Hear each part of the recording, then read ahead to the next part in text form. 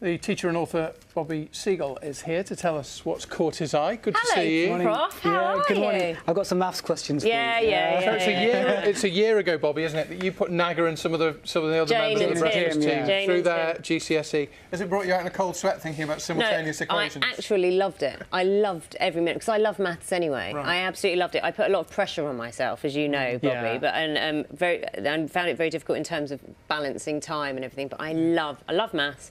I loved the experience as well. I was very disappointed with I know my of results. at least one GCSE student this year who's preparing for maths and a number of others who probably wouldn't agree with you. Yeah. He won't be watching at this time, that's for sure. He'll still be in bed. We're talking education, unsurprisingly, Bobby. The Education Secretary responding to Jeremy Corbyn's suggestion to scrap SATs, saying we wouldn't stop dental checkups, so why scrap SATs? Just tell us more about this. Yeah, so the current status quo is that students who are age 7 or 11, so key stage 1 or 2, do SATs examinations, so in maths and English. And Corbyn has proposed, actually, if he got into power, he would scrap these assessments in maths and English. And obviously Hines has come back saying, actually, these are like a dental checkup. We wouldn't scrap those. And I think the key question is, again, as a teacher, I would say there needs to be an assessment of knowledge, especially at the end of Key Stage 2, before kids join secondary. But the question being debated is, does it need to be done through an examination, or can teachers assess it? And obviously there's lots of pros. Have you got time to do that? I guess if they removed... The reason I ask that is just because of the whole funding issues, you know, teacher numbers. Yeah. Have you actually got the time to do that? To what? To do these individual assessments?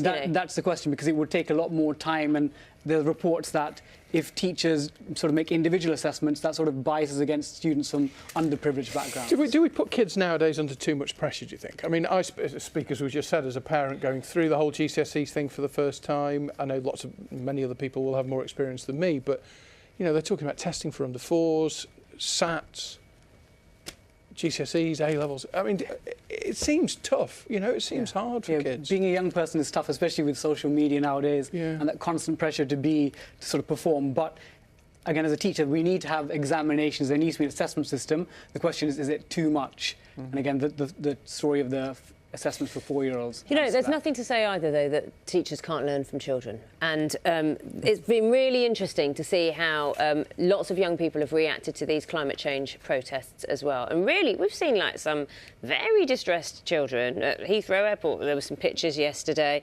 very upset, you know, wrapped up in the moment and of the severity of this.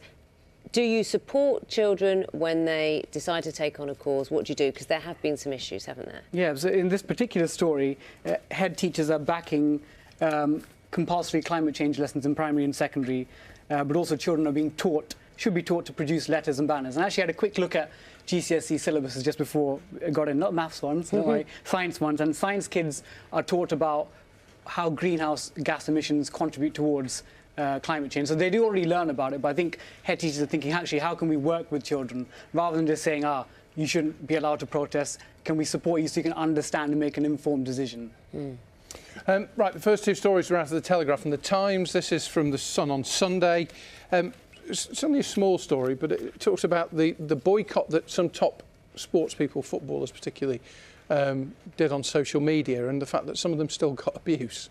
Yeah, so it was a hashtag enough campaign on Friday. And we know Twitter's been there since 2006. So before that, players perhaps would have faced abuse maybe just in the stands or people chatting behind their backs in a pub. Whereas now, because of social media, there's a platform for bigots and people that want to cause abuse to sort of channel it. So this is sort of the first march by footballers saying, actually, enough's enough. Yeah, we spoke to a footballer and from the Football Association actually about it yesterday. It started at 9 o'clock. We also spoke about this yesterday. There's a Korean pop group, South Korean pop group, which has jumped to the top of the charts. Charlie and I hadn't heard of it, and we had kind of mixed views about the music. What do you make of this K-pop phenomenon? I think it's a whole sort of riding a wave of Korean culture in the West and in the UK. So BTS, I know a lot of my students, screaming, "Oh my God, Mr. Seagull, BTS are very cool." I listen to the music; it is very poppy, and I think they're the first Korean band to have a #1 album in the UK. So perhaps Korean culture is set to stay in the UK. Going to give you this double-page spread from the Mirror back. We'll do it in an hour's time. It's lots of people enjoying the sunshine, so it'd be one to enjoy in an hour. See you then.